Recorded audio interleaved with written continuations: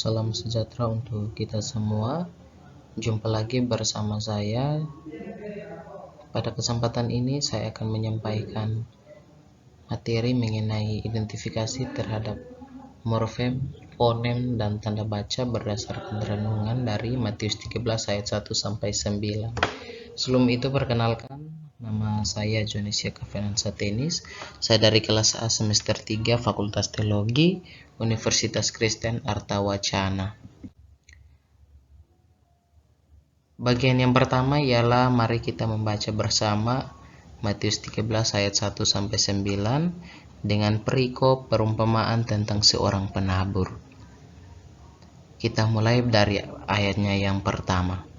Pada hari itu keluarlah Yesus dari rumah itu dan duduk di tepi danau, maka datanglah orang banyak berbondong-bondong lalu mengerumuni dia, sehingga ia naik ke perahu dan duduk di situ, sedangkan orang banyak semuanya berdiri di pantai. Dan ia mengucapkan banyak hal dalam perumpamaan kepada mereka, katanya, adalah seorang penabur keluar untuk menabur. Pada waktu ia menabur, sebagian benih itu jatuh di pinggir jalan, lalu datanglah burung dan memakannya sampai habis. Sebagian jatuh di tanah yang berbatu-batu, yang tidak banyak tanahnya, lalu benih itu pun segera tumbuh karena tanahnya tipis. Tetapi sesudah matahari terbit, layulah ia dan menjadi kering karena tidak berakar. Sebagian lagi jatuh di tengah semak duri, lalu makin besarlah semak itu dan menghimpitnya sampai mati.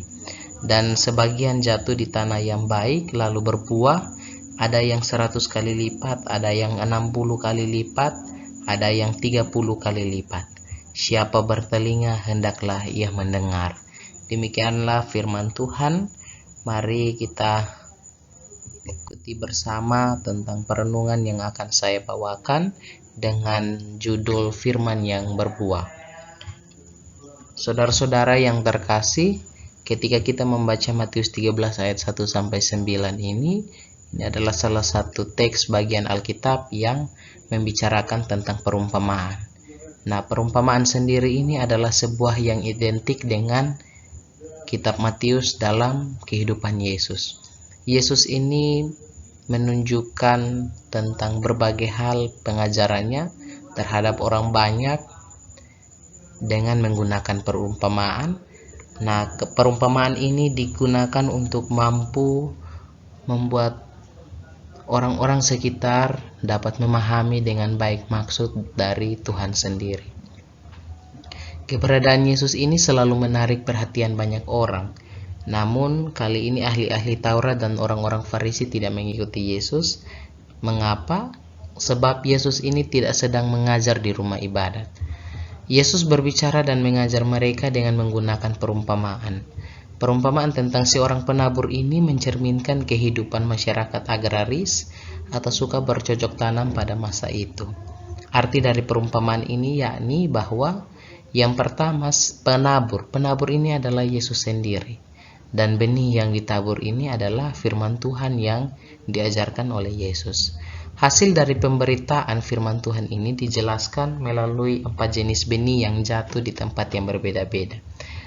Telah kita lihat bersama dari bacaan yang tadi kita baca. Yang pertama ini ada orang yang menolak firman Tuhan. Ini bagian dari benih yang pertama. Sehingga firman ini tidak bertumbuh pada diri orang tersebut. Yang berikut bahwa ada yang tidak berakar mendalam, sehingga tidak tahan menghadapi tantangan hidup. Ini bagaimana kita memperkuat keimanan kita berdasarkan firman Tuhan yang telah atau akan kita dengar nanti.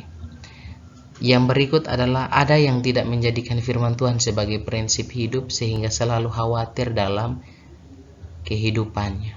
Ini sering kita jumpai dalam konteks orang Kristen masa kini.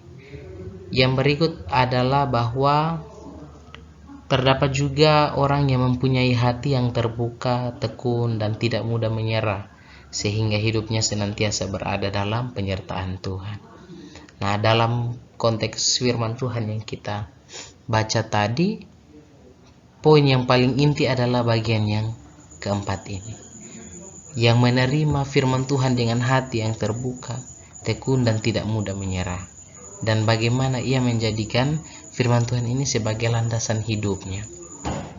Oleh karena itu, dari firman yang telah kita baca tadi, maka kesimpulannya bahwa firman Tuhan ini mengajak kita untuk kita mampu menerapkan firman Tuhan dalam kehidupan sehari-hari.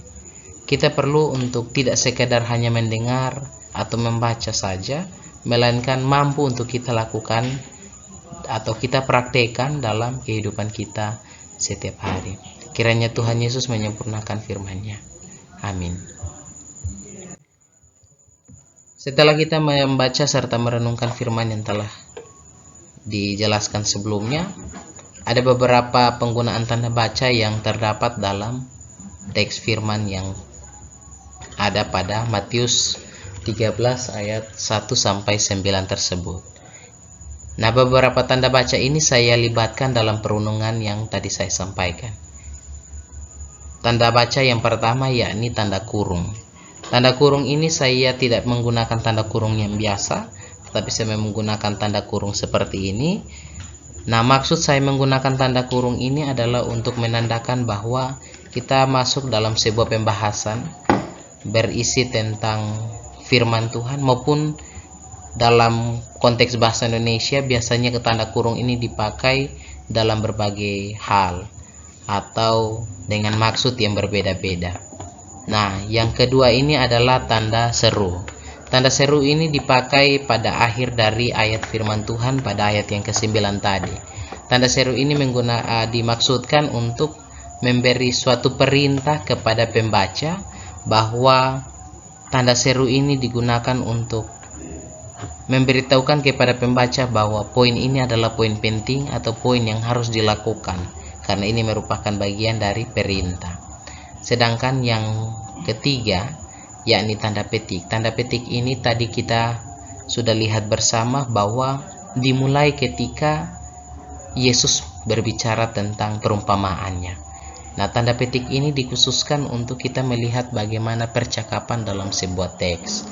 Nah, tanda petik ini digunakan juga bagaimana kita yang bercakap atau kita yang berdialog ini mampu untuk ketika menyusun sebuah paragraf atau kalimat atau teks pada umumnya menggunakan tanda petik ini ketika ada dalam topik atau pembicaraan yang lebih dari satu orang atau berdialog. Nah, yang berikut adalah tanda koma. Tanda koma ini digunakan untuk menjeda sejenak saja. Tanda koma ini berbeda dengan tanda titik. Nah, tanda koma ini dipakai dalam teks yang tadi kita baca untuk memperjelas dan mengatur bagaimana kita membaca sebuah teks.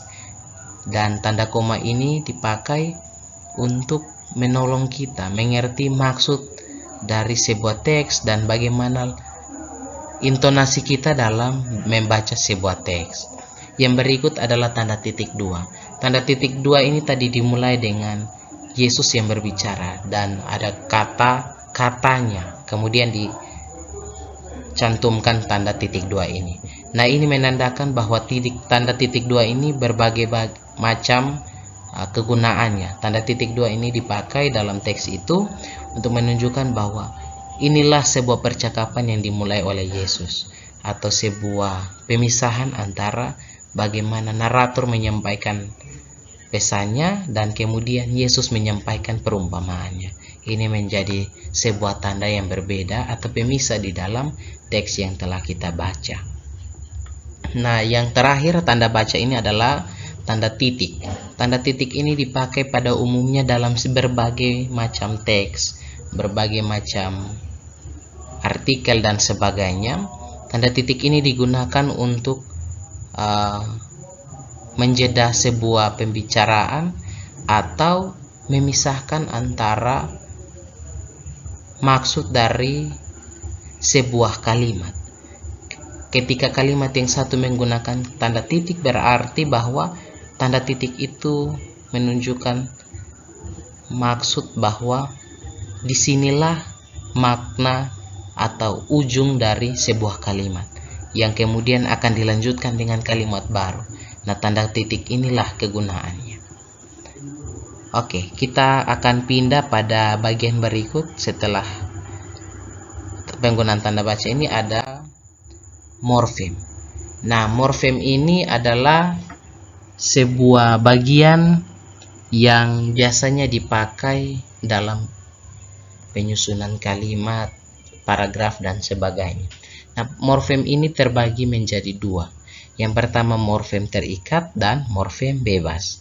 Kita lihat dalam slide ini penjelasannya bahwa morfem terikat ini adalah morfem yang tidak dapat berdiri sendiri dari segi makna. Jadi sebuah kata yang ada, morfem terikat ini tidak bisa dipisahkan. Karena ketika dipisahkan pasti memiliki makna yang berbeda atau makna yang sulit untuk kita pahami. Nah, makna morfem terikat ini baru jelas setelah kita hubungkan dengan morfem yang lain. Nah, morfem yang lain ini dimaksudkan dengan morfem bebas. Morfem bebas ini adalah morfem yang berdiri sendiri dari segi makna tanpa harus digabungkan atau dihubungkan dengan morfem yang lain. Jadi morfem bebas ini tanpa kita gabungkan dengan morfem-morfem yang lain, tetap ia memiliki makna tersendiri. Kita akan melihat contoh-contoh dari morfem pada slide yang akan saya tampilkan. Oke, kita masuk dalam contoh-contoh morfem. Di sini saya membagi dalam 3 tabel. Tabel pertama tentang kata, tabel kedua morfem terikat, dan tabel ketiga morfem bebas. Contoh pertama yakni perumpamaan. Morfem terikatnya per dan an, dan morfem bebasnya umpama. Kata yang kedua penabur, morfem terikatnya p dan morfem bebasnya tabur. Kata yang ketiga mengikuti, morfem terikatnya me dan i, dan morfem bebasnya adalah ikut. Kata keempat adalah diajarkan, morfem terikatnya di dan kan, dan morfem bebasnya adalah ajar. Dan kata kelima adalah mengajar, morfem terikatnya me dan morfem bebasnya adalah ajar.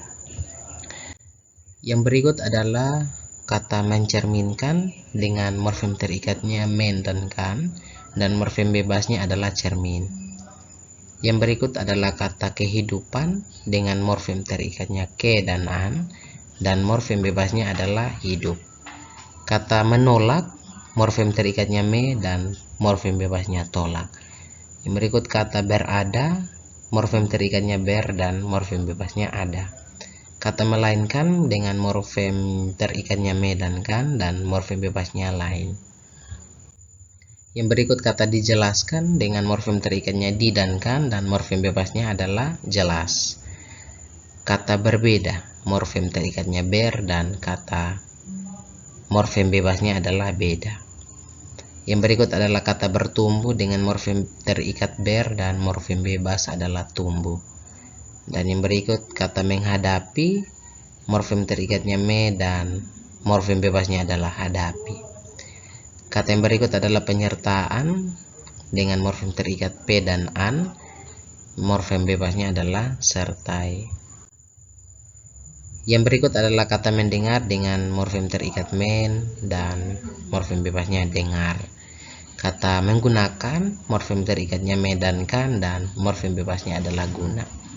Kata menjadikan, morfem terikatnya men dan kan, dan morfem bebasnya adalah jadi. Oke, itu mungkin beberapa contoh morfem yang dapat saya tampilkan berdasarkan renungan dan bacaan tadi. Yang berikut adalah analisa fonem. Dari setiap pembahasan yang ada, mulai dari perenungan yang telah saya sampaikan sebelumnya, ada beberapa fonem yang saya temukan. Yang pertama adalah fonem orang dan yang. Fonem ini menjelaskan tentang bagaimana memisahkan antara perbedaan dari huruf dalam fonem tersebut, yakni orang dan yang. Yang kedua adalah kata jatuh dan batu. Dan yang ketiga adalah kita dan hati. Nah, dari ketiga fonem ini saya temukan 3 yang kemudian menjadi fonem dari perenungan atau teks yang telah saya sampaikan sebelumnya. Oke, mungkin itu sebagian dari penjelasan yang dapat saya sampaikan. Kiranya dapat berguna untuk menambah wawasan kita mengenai dengan pengidentifikasian terhadap morfem, fonem, dan tanda baca dalam sebuah teks. Terima kasih dan kiranya Tuhan memberkati kita sekalian. Shalom.